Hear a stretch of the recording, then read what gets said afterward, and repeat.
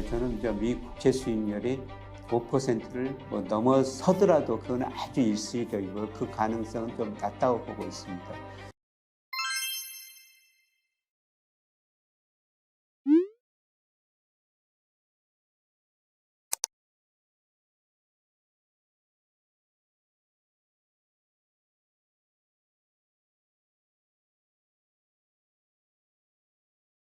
안녕하세요. 최근에 미 국채 수익률이 급등하고 있습니다. 금리가 이렇게 상승하고 있는지 앞으로도 어떻게 될 것인지 이런 금리 상승이 경제나 주시장에 미치는 영향이 어떻게 될지 같이 한번 살펴보는 시간을 갖겠습니다. 우선 미국 금리 추이를 보면요. 최근에 10년 미국 국채 수익률이 4.3%까지 올라갔습니다. 그래서 2007년 이후 최고치를 기록했습니다. 우리나라 국채 수익률도 미국하고 거의 같은 방향으로 움직이는데요. 우리는 작년 10월 넘어서지는 않았습니다만 최근에 미국하고 같이 오르고 있습니다. 그러면 미국 국채 수익률이 왜 이렇게 오르느냐? 여러 가지가 이유 있죠. 우선 금리를 결정하는 가장 중요한 요소가 물가 상승률입니다. 미국 거 소비자 물가 상승률이 작년 6월에 9.1%까지 올랐었습니다. 물론 전년 동월비입니다. 이게 쭉 떨어지다가요. 6월에는 3%대까지 떨어졌습니다. 그런데 제가 전망해 보면은 아마 올 12월까지 전년 동월 대비 상승률로 계산해 보면 아마 6월이 가장 낮았던 것 같습니다. 상승률이 6월보다는 크게 낮아지지 않을 거라는 겁니다. 물론 여러 가지 요인이 있습니다만 최근에 국제 유가 등 원자재 가격이 상승하는 이유도 있습니다. 그래서 물가가 예상보다 떨어지는 속도가 좀 둔화될 가능성이 있습니다. 이런 것들이 최근에 금리 상승 요인으로 되고 있고요. 이게 또 연준의 통화 정책하고도 관련이 있죠. 그동안 이렇게 물가가 오르니까 연준이 과감하게 금리를 인상했지 않습니까? 그래서 작년 2월에 연방기금금리 목표 수준이 0에서 0.25%였습니다. 그런데 올 7월에 5.25에서 5.5%까지 올렸지 않습니까? 정말 급격하게 올렸죠. 그리고 양적 긴축을 단행했습니다. 그래서 물가가 안정되면 금리 인상을 빨리 종료하고 또 금리를 인하할 수가 있을 텐데요. 물가가 아직도 예상보다 높고 하반기에도 그렇게 빨리 떨어지지 않을 것이다. 이런 기대 때문에 혹시라도 미국이 금리를 한 번 더 올리지 않을까 이런 기대 때문에 국채 수익률이 오르고 있습니다. 가장 중요한 것 중에 하나가 마샬 K인데요. 마샬 K라는 것은 M2 강의 통화량을 명목 GDP로 나눈 겁니다. 쉽게 설명드려서 GDP에 비해서 통화량이 얼마나 벗어났는가. 제가 이 그림을 그려놨습니다만 2000년에 미국에서 IT가 붕괴됐고요. 2008년에 금융위기가 왔었죠. 그리고 2020년에 그레이트 록다운이라고 하는 소위 코로나 때문에 심각한 경기 침체가 왔었습니다. 이럴 때마다 미국이 적극적으로 돈을 풀었었어요. 그래서 실물에 비해서 돈이 급격히 늘어났죠. 그런데 2020년에는 역사상 볼 수 없을 만큼 마샬 K가 급증해 버렸습니다. 0.7에서 0.9까지 급증해 버렸습니다.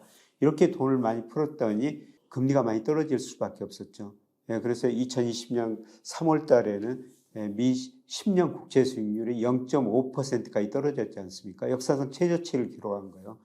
거꾸로 채권 가격은 그만큼 올랐다는 겁니다. 그런데 이렇게 돈을 풀다 보니까 물가가 오를 수밖에 없죠. 그래서 앞서 말씀드렸습니다만 작년 6월에 소비자 물가가 9%대까지 올라갔지 않습니까? 이렇게 물가가 오르니까 금리를 인상하고 양적 긴축을 하고 있는 거죠. 그래서 마샬 K가 급격하게 줄어들고 있어요. 실물에 비해서 상대적으로 통화량이 줄어들고 있다는 거죠. 그래서 금리가 오를 수밖에 없었습니다. 그리고 수급 측면에서도 재정 적자를 메꾸기 위해서 미 연준이 국채를 계속 발행해야 되지 않습니까? 그런데 문제는 외국인들이 미 국채를 많이 줄이고 있다는 것이죠. 외국인들이 2014년에는요, 30% 이상을 미 국채를 보유하고 있었어요. 그런데 최근에 보니까 20%로 많이 줄어들었습니다. 그동안 외국인이 이렇게 상대적으로 줄인 거를요, 2008년 금융위기, 그 다음에 2020년 코로나이기 때문에 미 연준이 양적완을 통해 가지고 국채를 많이 사주면서 보완을 해줬었습니다. 그런데 지금 중국 중심으로 외국인들이 국채를 팔고 있는데, 그런데 연준마저 양적 긴축을 해야 되지 않습니까? 연준마저 국채를 팔아야 된다는 거죠. 그러면 민간들이 다 사줘야 되는데요. 민간들도 한계가 있다는 거죠. 예를 들어서 실리콘밸리 파산 여러 가지 이유가 있습니다만은 미 국채를 많이 사놨다가 국채 수익률이 오르고 국채 가격이 떨어지니까 그게 파산 이유가 하나가 됐지 않습니까? 이런 경험 때문에 미국 금융회사들도 국채를 많이 사주지는 않을 거라는 겁니다. 그래서 물가도 아직도 충분히 안정되지 않았고, 그 다음에 금리 인상 시점도 더 다시 한번 더 불확실해지고, 그렇게 외국인이 국채를 파니까 수급 측면에서도 금리가 올릴 수밖에 없었다는 겁니다. 특히 그동안 중국이 미국 국채를 지금 많이 팔고 있죠. 2001년 중국이 WTO에 가입하고요. 작년까지 미국한테 무역에서 6조 2천억 달러를 벌어갔습니다. 중국이 그동안 이 돈 가지고요. 미 국채를 사줬습니다.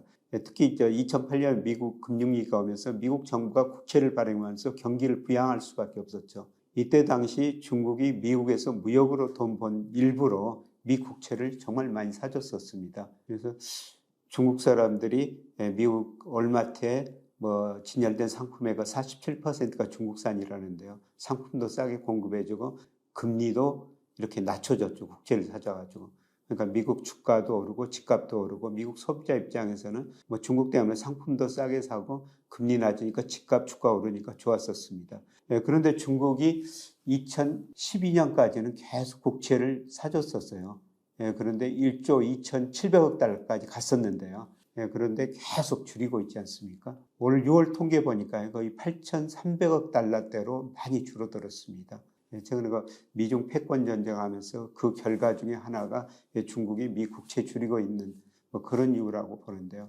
외국인들이 이렇게 국채를 중국 중심으로 줄이고요. 이에 일본도 최근에 줄이고 있어요. 일본이 줄이는 이유는요.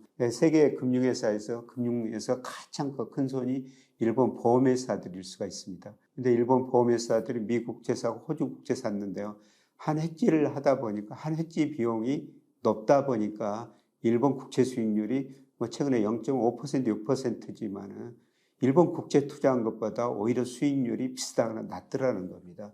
그래서 일본 보험회사들이 미국 국채를 좀 줄이고 있다는 것이죠. 이런 측면에서 외국인들이 중국, 일본 중심으로 미국 국채를 줄이고 있는데 여기에 더불어 가지고 연준마저 양적 긴축에 따라 가지고 국채를 줄여야 된다는 거죠. 그래서 수급 상황에 따라 가지고 미 국채 수익률이 오를 수밖에 없었다는 겁니다.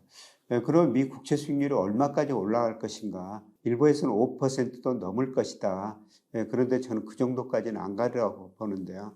금리를 결정하는 가장 중요한 게 이제 경제 성장률하고 물가입니다. 앞서 말씀드렸지만은 물가는 하반기에도 3% 초중반에서 크게 낮아질 것 같지는 않습니다. 문제는 경제가 나빠질 것이라는 겁니다. 제가 이 그림에는 미 의회에서 추정한 잠재 GDP하고 미국의 실제 GDP를 추정하고 있는데요. 이미 미국의 실제 GDP가 잠재 GDP를 작년 4분기부터 밑돌고 있어요. 아마 4분기에는 저는 미국 경제가 침체에 빠지리라고 보고 있는데요. 그렇게 되면 실제 GDP가 잠재 GDP 밑으로 떨어지게 됩니다. 경제 성장률이 낮아진다는 거죠. 최근 블룸버그 컨센서스 보니까 최근에 와가지고 조금씩 달라지고 있지만은 내년 경제 성장이 0.6%로 보고 있습니다. 미국 경제 성장이 굉장히 낮아진다는 거죠. 경제 성장이 낮아지면은 일정 시점에서 금리가 떨어질 수밖에 없다는 겁니다. 미국 GDP를 구성하는 71%가 소비예요. 그런데 앞으로 소비가 아마 4분기부터 저는 감소하리라 보고 있습니다. 여러 가지 이유가 있는데요. 우선 미국 임금은 올랐는데 물가보다 덜 오르다 보니까 실질 소득은 정체됐어요. 그리고 중요한 것 중에 하나가 미국 가계의 금리 부담이 올라가고 있다는 겁니다. 물론 미국 가계는 우리 가계보다 금리 부담이 훨씬 낮습니다. 그런데 2010년부터 미국 가계가 가처분 소득의 1.9%를 빌린 돈을 금리로 지불했는데요. 그런데 최근 6월 통계 보니까 2.4%로 과거 평균보다 지금 많이 올라가고 있습니다. 이게 1.2%까지 떨어졌습니다. 근데 2.4%까지 올라갔으니까 전체 소득에서 이자 부담이 우리보다는 훨씬 낮지만은 1.2%, 2.4%로 올라갔으니까 이 올라간 만큼 미국 가계가 소비를 줄일 수가 있다는 것입니다. 최근에 미국 주택 거래를 보니까요. 많이 둔화되고 있어요. 특히 모기지 금리가 어떻습니까? 최근에 모기지 금리 30년짜리가 7.5%까지 올라가 버렸습니다. 이거는 2000 이후 역사상 2000년 이후 최고치를 기록하고 있습니다. 이렇게 금리가 오르다 보니까 미국 사람들 어떻습니까? 이게 돈 빌려가지고 집을 사기가 좀 걱정이 되죠. 그래서 최근에 보면은 미국의 기존 주택 매매가 많이 둔화되고 있습니다. 아마 거래가 줄어들고 조만간 주택 가격도 떨어지게 될 겁니다. 주택 가격이 떨어지면 어떻겠습니까? 여기에 부의 효과가 나타나가지고 소비가 줄어들 수밖에 없다는 거죠. 그리고 금리가 올라간 만큼 아마 미국 기업들도 부담을 느끼게 될 겁니다. 이거는 이 그림은 미국 GDP 대비 미국 기업의 부채거든요. 그래서 기업 부채라는 것은 미국 기업들이 금융회사에서 빌린 돈하고 회사채를 발행한 돈이에요. 그런데 최근에 과거 평균이 40% 정도 됩니다. 근데 과거 평균보다 훨씬 더 높지 않습니까? 최근 50% 이상 올라갔다 좀 낮아지고 있는데요. 미국 가계도 금리 부담을 느낄 수밖에 없다는 겁니다. 투자를 줄일 수밖에 없다는 거죠. 그래서 미 연준과 FOMC 의사락이나 이런 걸 보면은 그동안 금리를 올렸는데 이게 소비 투자에 미치는 시차, 그 다음에 효과가 불확실하다 그랬는데 지금 금리가 이렇게 오르다 보니까 이제 소비 투자에 영향을 미칠 거라는 겁니다. 그래서 미국 GDP를 구성하는 소비 투자가 줄어들면서 아마 4분기부터는 경제 성장률이 내년 상반기까지 저는 마이너스라고 되리라고 보고 있어요. 이런 의미에서 보면은 국채 수익률이 여기서 5% 넘어서 크게 오르기는 힘들다. 이렇게 지금 볼 수가 있습니다. 그리고 그동안 미국 경기 침체가 온다, 안 온다. 최근에는 3분기까지 미국 경제가 좋으니까 장단기 금리 차가 역전됐으면 미국 경제가 침체가 왔는데 이번에는 다르다 그랬는데 저는 이번에도 다르지는 않을 거로 보고 있습니다. 그래서 장단기 금리 차 역전폭이 아주 크다가 최근에 조금 축소되고 있는데요. 이번에도 이 장단기 금리 차 역전이 경기 침체를 예고했다. 아마 4분기 내년 상반기 가면은 이런 진단이 나올 수가 있겠습니다. 문제는 연방 기금금리 하고 제가 국채 10년 수익률을 장기 추이를 그려놨는데 거의 같은 방향으로 움직이고 있습니다. 그런데 제가 당초에는 여러분한테 아마 빠르면 12월쯤 미국이 금리를 인하할 수도 있다. 이런 말씀을 드렸는데 물론 경기 침체 물가 상승 속도를 봐야 되겠습니다만 저는 빠르면 12월에 인하할 수도 있고요. 내년 1분기에는 인하할 수 있다고 보고 있습니다. 그렇게 되면은 미 국채 수익률도 떨어질 수가 있다는 겁니다. 제가 그렇게 보는 거는 소위 테일러 준칙에서 미국의 적정금리 수준을 한번 추정해 본 거거든요. 물론 테일러 적정 수준 추정할 때 잠재 GDP를 뭐로 잡느냐, 그 다음에 과거 실질 금리를 기간을 어느 정도부터 잡느냐, 이거에 따라 달라질 수가 있습니다.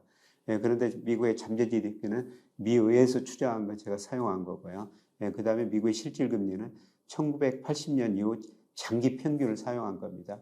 그런데 올 4분기 보면은 적정금리 수준이 지금 5.5%와 낮에는 5.2%로 낮아지고 내년 상반기에는 더 낮아지거든요.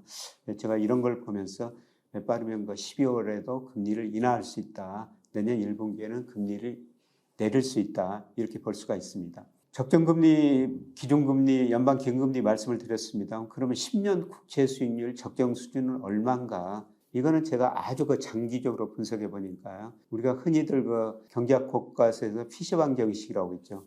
명목금리는 실질금리 플러스 물가상승률이다. 그래서 명목금리는 명목 GDP 성장률하고 같아야 된다. 이런 의미가 되거든요. 실제로는 올랐다, 그 차이가 플러스다, 마이너스다 했지만요. 제가 1970년부터 장기 평균을 구해보니까 미국의 명목 GDP 성장률하고 10년 국채 수익률은 거의 같습니다. 그리고 조금 더 최근 데이터라고 1990년 이후로 데이터 보더라도요. 0.5%포인트 조금 차이가 나기는 나는데 거의 같습니다. 그러면 미국의 명목 성장률이 얼마냐? 미의회에서 추정한 거 보니까 4%입니다. 4%가 적정 수준이라는 것이죠. 그런데 최근에 지금 명목 GDP에서 이 그림에 나와 있습니다만 이 그림이 마이너스이라는 것은 명목 GDP에서 금리가 낮다는 거죠. 금리가 낮기 때문에 지금 올라온 거예요. 그런데 이게 결국 0에 접근할 텐데요. 0에 접근하려면 어떻게 해야 되겠어요? 금리가 오르든지 아니면 명목 GDP 성장률이 낮아지자든지 둘 중에 하나라는 것이죠.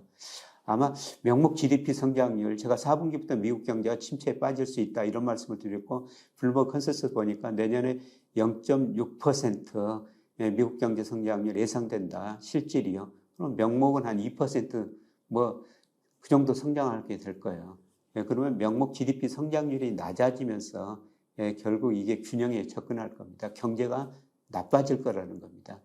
이런 의미에서 저는 미 국채 수익률이 5%를 넘어서더라도 그건 아주 일시적이고 그 가능성은 좀 낮다고 보고 있습니다.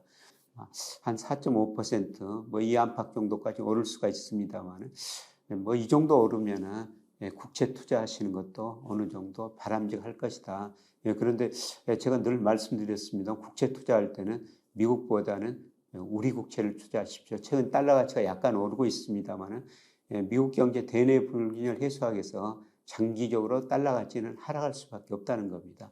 미국 국채보다는 차라리 우리 국채 투자하는 게 더 좋을 것 같습니다. 이런 말씀을 계속 드리고 있습니다. 참고하시기 바라고요. 마지막으로 이 금리하고 주가에 대해서 한번 생각해 볼 필요가 있습니다. 근데 미국 S&P 500 보니까요, 명목 금리보다는 실질 금리하고 주가하고 상관계수가 더 높습니다. 여기서 실질 금리라는 것은 미국의 10년 국채 수익률하고 그 다음에 소비자 물가 상승률을 뺀 거죠. 이게 역사상 실질 금리가 최저치까지 갔다가 지극히 비정상적이었죠. 정상 과정에서 국채 수익률이 오르고 물가 상승이 좀 낮아졌지 않습니까? 근데 실질 금리가 이게 플러스가 됐어요. 그런데 실질 금리하고 S&P 500하고 상관계수를 구해보면은 마이너스 0.75 정도 나옵니다. 실질 금리가 이렇게 오르면은 주가는 떨어졌다는 겁니다. 근데 최근에 실질 금리가 이렇게 올랐는데도 주가가 같이 올랐는데요. 이거는 제가 보기에 주가가 좀 가대평가된 것 같습니다. 이런 의미에서 제가 미국 주가는 조정을 보일 수 있습니다. 이런 말씀을 드렸는데요. 지금 조정 국면에 들어선 것 같고요. 이 조정이 앞으로 최소한 한 달 이상은 지속될 것 같습니다. 감사합니다.